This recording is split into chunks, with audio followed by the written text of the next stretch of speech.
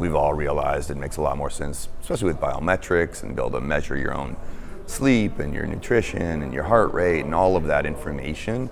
It's a good time to be in the exercise business.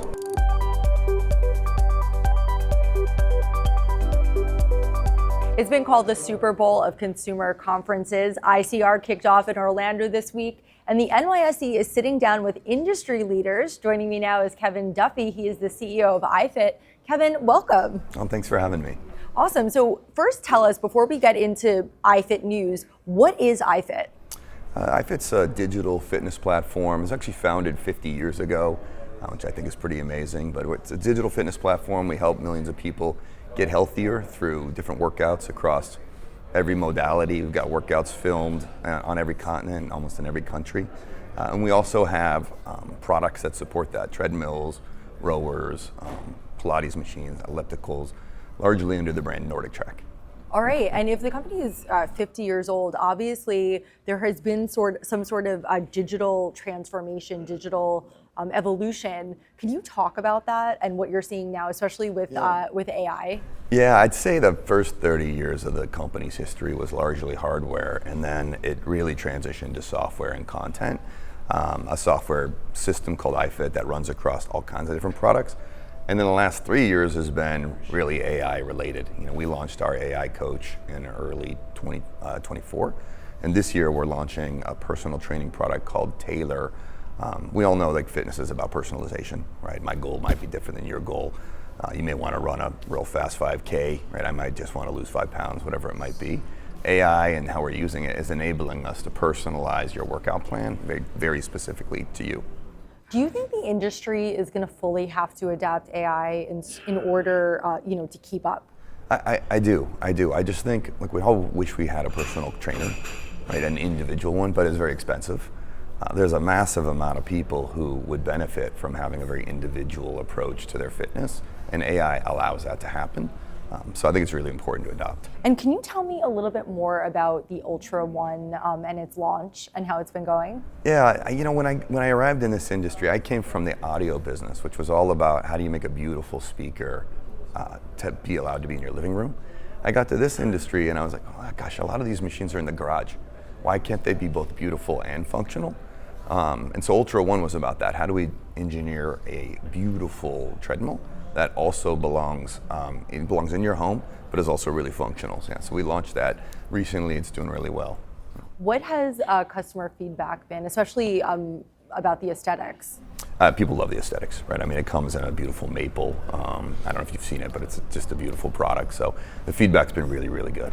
What are your thoughts on the state of the fitness industry right now and going into 2026? Where do you think we're going to be going?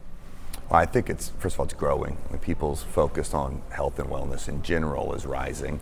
I think people are taking health in their own hands. We all used to rely on doctors and the pharmaceutical industry to take care of us, and I think that we've all realized it makes a lot more sense, especially with biometrics and be able to measure your own sleep and your nutrition and your heart rate, and all of that information is causing people to attempt to be a lot healthier, and exercise is such an important part of that.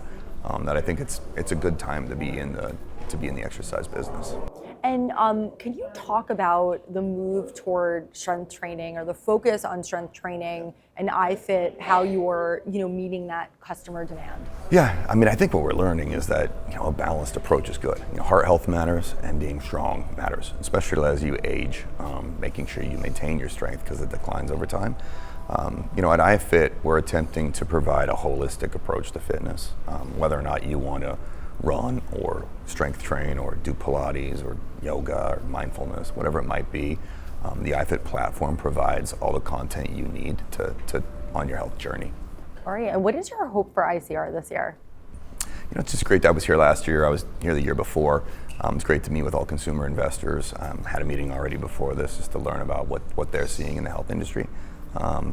Helps create a knowledge base that I think I can apply for the company. Do you think there's a benefit to being in person and collaborating with colleagues?